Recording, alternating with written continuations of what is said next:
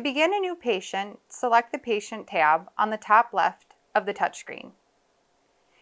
Here you can type in the patient ID using your virtual keyboard. You can use the trackball and set, the tab, or enter to toggle between the information boxes.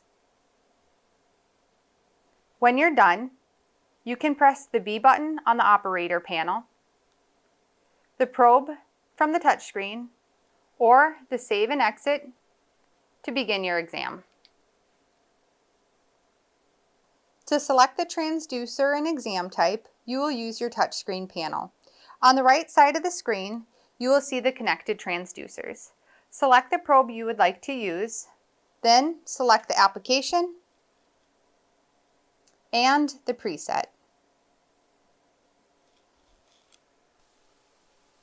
To capture a single image, press freeze, then the P1 button. You can also use one of the configured user-defined keys. These 5 buttons can be customized to fit your scanning needs. You can also have an open-ended recording with your trackball key here on the lower right-hand side. Press the Mark Cine button to begin your recording.